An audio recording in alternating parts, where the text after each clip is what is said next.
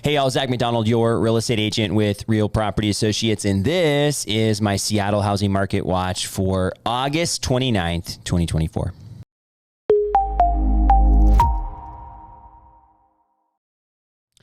Welcome to Dead Week, typically one of the slowest weeks in the Seattle housing market, and I'd argue probably in many of the markets across the country. We'll look at the stats like we do every single week here in these housing market watches, but I'll also share, some thoughts about what's coming up here with the rates trending in a downward direction. But let's talk about why this is typically a dead week for those that are following along, and that is because it's the last week of summer generally, at least around here.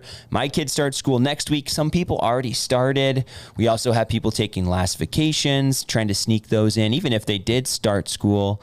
And so it tends to be one of those slower weeks. In fact, just looking at the new listing numbers, it speaks volumes. Last week in the video, we talked about 748 new listings, and this week, 554 so far. Pretty big drop off in the week over week numbers. Now, the listings pending and sales, pretty similar, 777 pending sales versus 841. So not a huge drop off, not at least the same amount as far as the new listings go. And this is typically when you start to see inventory get eaten up, right? This week and next week too is not usually a huge week, at least at the beginning. So I bet next week's numbers will be pretty small as well. It'll be kind of a week and a half, 2 week window here.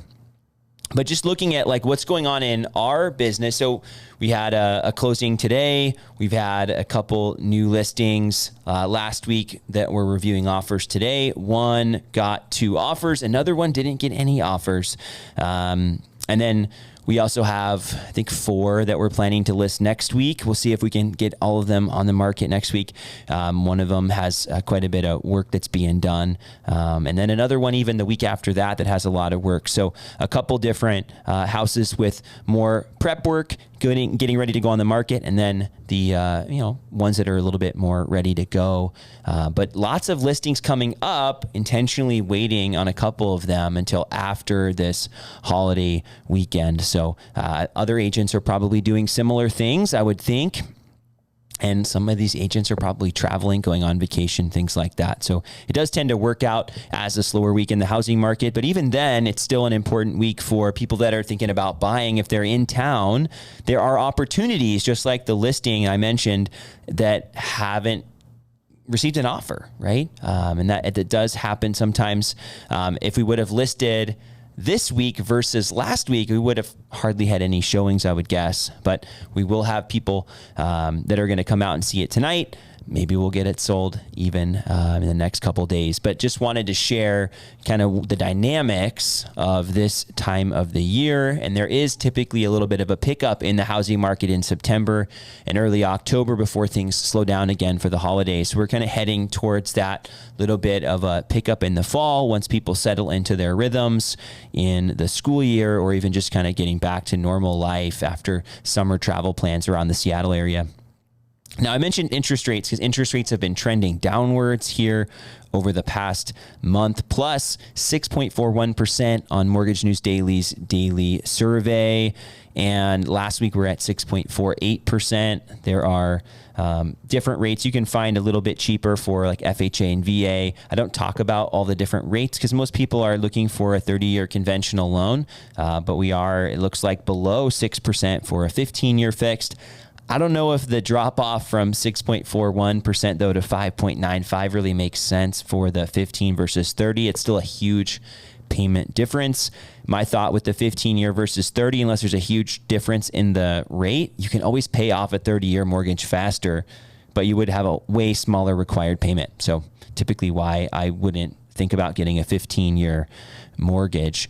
But as we're looking at the other stats from this week, I think noteworthy 389 price reductions. Last week, 455, but still a substantial amount of price reductions. What that means is there's houses sitting on the market, right? And I was talking with one of my appraiser friends, and we were talking about how the market has slowed down over the past few weeks. It is normal for the summer, and I've been talking about that all summer, just so you're all expecting it, right? It's not a surprise to see the housing market slow down around here in the summertime, at least as far as, you know, the escalation of prices and such. But it is anecdotally starting to pick up again a little bit, just even from some of the activity on these listings, and also just with the anticipation of what I would expect to be happening here in the fall. So some parting thoughts as we head into the Labor Day weekend. Number one, we are hearing rumors of rate drops, and it seems more imminent now than before.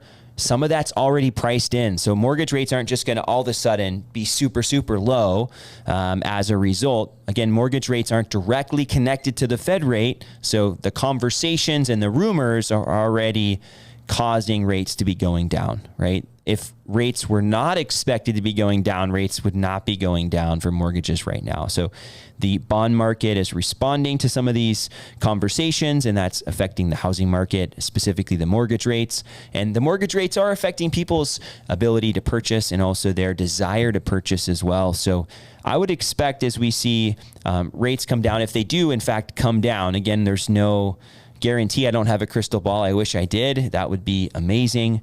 But if rates do come down, we will likely see more people looking to make an exchange, right? Buy and sell if they already own a home, maybe trade that mortgage, maybe 5.5% or whatever, 5%, whatever that number ends up being sounds better than maybe a 7.5% rate, which somebody might have got last year when they traded their house for a new mortgage. I know I still have a 7% mortgage rate and I'd love to get out of it and refinance.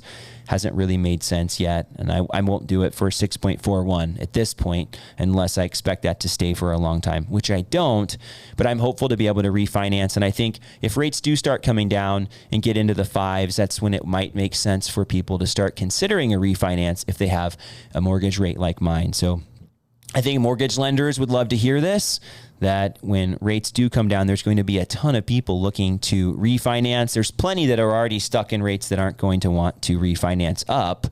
But if you're in need of cash and you want to do a cash out, you might have a better chance to do that here soon. And if you are somebody like me who's not planning to sell but wants a better rate and less interest to pay every month, I think that there is hope in the future. So those are my thoughts for today. If you have questions about the housing market here in the Seattle area, if you're thinking about a purchase or even considering a sale, I'd love to be a resource for you. And of course, I'd love for you to share this video with somebody else who could benefit from it.